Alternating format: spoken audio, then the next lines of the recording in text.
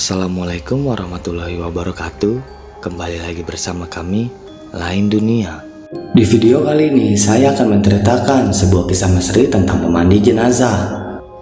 Kisah ini diangkat dari seorang narasumber yang dimana nama dan tempat sudah kami samarkan agar menjaga dari hal yang tidak diinginkan di kemudian hari. Kisah ini menceritakan tentang seorang pemandi jenazah yang memandikan jenazah yang bangun saat dimandikan. Tapi sebelum masuk ke ceritanya, jangan lupa ambil posisi yang paling nyaman dan bunyikan tombol lonceng notifikasinya. Dan cerita pun dimulai.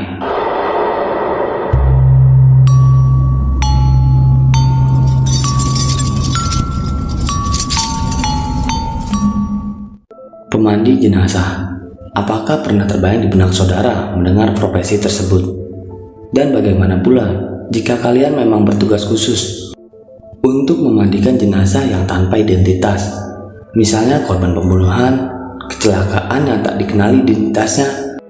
Sekelebat pertanyaan dan pikiran yang melintas, bagaimana serunya menjadi seorang yang berprofesi seperti tersebut. Namaku Nita. Aku baru saja diterima bekerja sebagai seorang jurnalis di sebuah media kecil di bilangan Jakarta. Ini adalah kali pertamaku bekerja di media cetak. Tentu saja hatiku sangat gembira. Sebagai anak baru di media, aku harus bersiap ditempatkan di bidang mana saja, termasuk yang receh-receh. Tapi buatku ini tak receh, sebab tugas ini yang diberikan membutuhkan nyali yang besar. Saat itu aku ingat, aku harus meliput kegiatan dari pemandi jenazah untuk artikel di koran tersebut. Saat itu waktu sudah menunjukkan hampir pukul 11 malam. Cuaca yang dingin dan berkabut di pinggiran kota disertai hujan membuat suasana makin cekam. Tetapi aku tetap memutuskan memacu mobilku memasuki bilangan rumah sakit tersebut dan bergegas untuk menemui narasumberku yang sudah menunggu di kamar mayat. Saat itu kebetulan ada kedatangan tamu yang memang harus dimandikan dan dilayani oleh narasumber kami. Sebenarnya malam ini aku berniat untuk menunda waktu wawancara terhadap narasumber tersebut, dikarenakan badanku yang terasa tidak enak dan lemas. Tetapi demi deadline, aku akhirnya tetap melanjutkan rencanaku malam itu juga. Akhirnya dengan sedikit tersendat oleh derasnya hujan dan terbatasnya jarak pandang, aku dapat mencapai tempat tujuanku. Sebelum memasuki ruangan, aku menyempatkan diri sejenak menghisap sebatang rokokku di tengah cuaca yang semakin dingin. Narasumberku bernama Ibu Maryam. Ibu Maryam sendiri bergabung di organisasi Palang Hitam Pemandi Jenazah sekitar 12 tahun yang lalu. Saat kami bertemu, aku melihat seorang yang berperawakan kecil berambut panjang dan taksiranku Ibu Maryam ini cukup berumur. Mungkin sudah mau memasuki usia 50-an umurnya. Tapi sisa-sisa keelokan masa mudanya masih terpancar dan aku mendapati matanya yang tajam dan lembut. Suatu hal yang cukup kontradiktif, tetapi seperti itulah yang dapat kugambarkan untuk Ibu Maryam. Saat kami bersalaman, beliau bercerita mendapat panggilan untuk memandikan jenazah seorang nenek di salah satu panti werda di pinggiran kota Jakarta. Akhirnya kami berangkat ke tempat yang dimaksud bersama-sama dengan memakai mobil ambulan yang disediakan.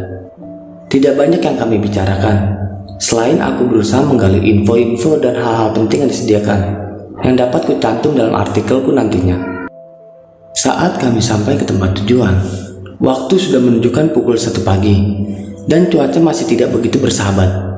Jalanan yang becek dan hujan mengiringi langkah kaki kami ke dalam panti tersebut. Kami mengetuk pintu panti tersebut yang dibukakan oleh seorang security. Aku cukup terkesan melihat luasnya areal tersebut. Di dalam pelataran, kami diarahkan untuk bertemu penanggung jawab panti werda. Sambil berjalan di tengah halaman dengan diiringi minimnya lampu jalan dan cuaca yang dingin, serta rintik hujan, kami bergegas memasuki tempat petugas panti.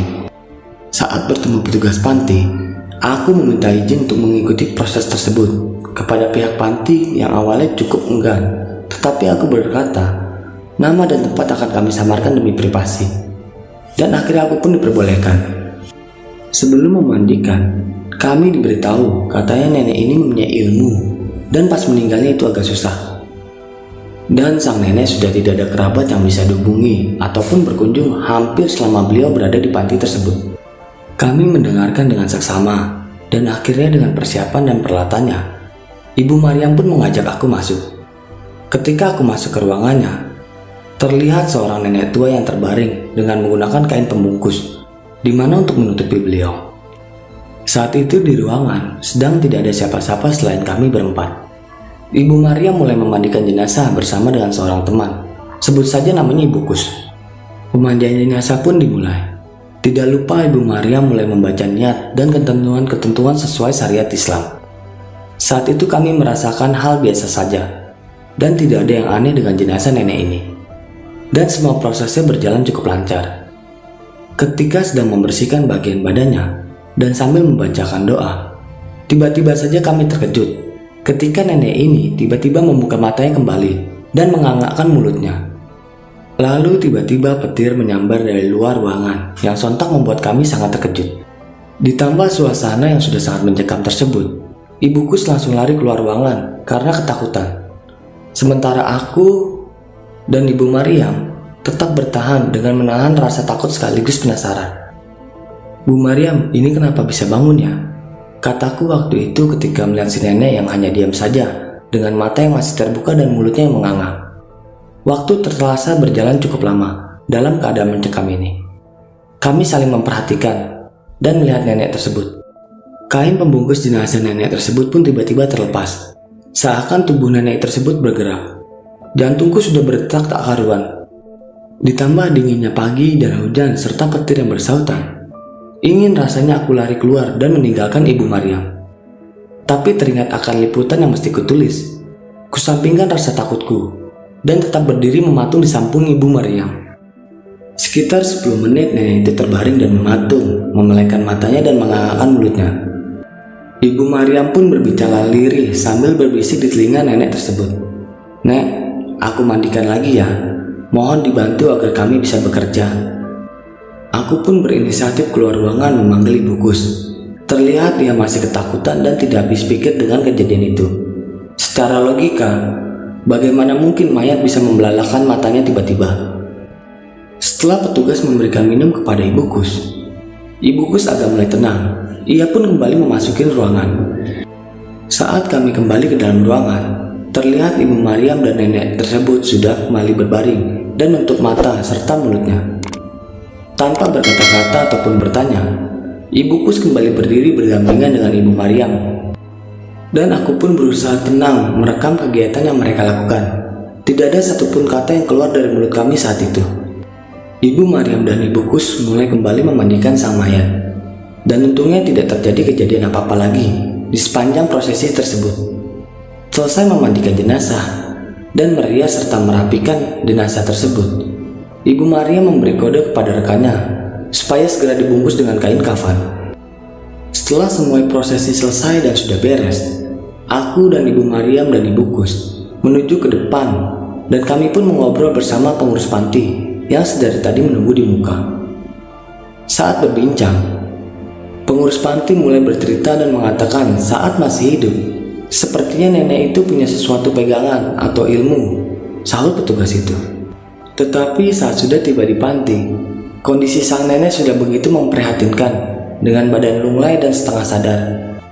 Nenek itu hanya menghabiskan waktu di panti di tempat tidurnya saja.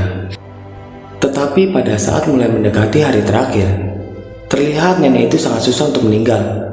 Berkali-kali nenek tersebut membelalakan matanya dengan mulut yang berkomat-ngamit tanpa suara karena sudah tidak berdaya.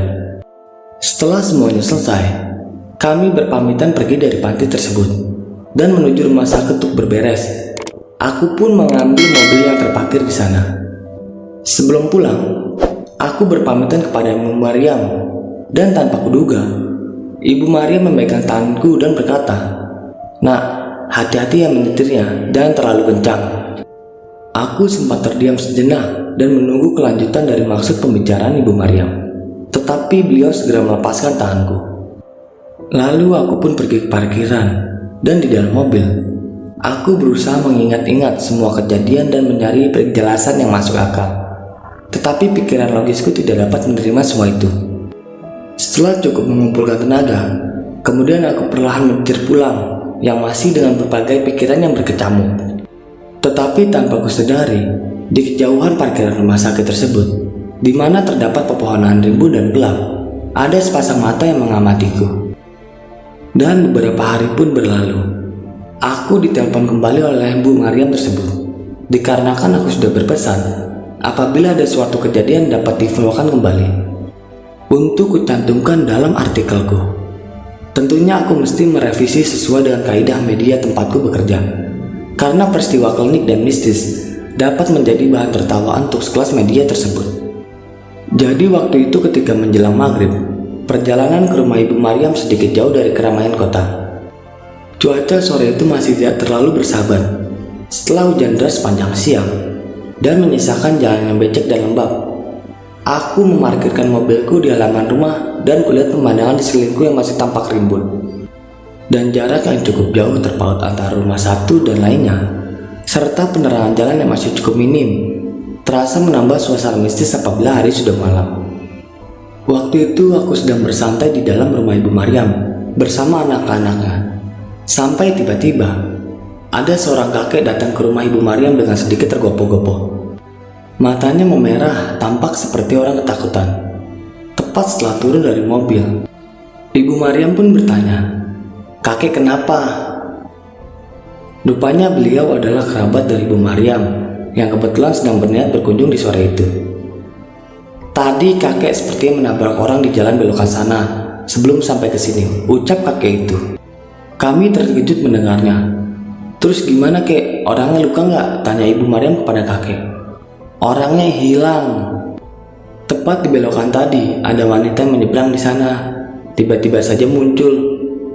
Kakek kaget lalu menabraknya. Kepala kakek pentok setir karena mendadak. Waktu kepala kakek tegak lagi, wanita itu sudah nggak ada siapa-siapa sama sekali. Bahkan bekas eceran darah saja nggak ada. Padahal kakek sangat yakin saat itu kakek nabrak perempuan itu. Tapi di sekitar situ nggak ada rumah yang pintunya kebuka." Ibu Maryam pun kembali bertanya kepada kakek itu, "Wanita itu ciri-cirinya gimana kek?" "Kakek nggak lihat mukanya, hanya saja bajunya merah dari atas sampai bawah," ucap kakek tersebut.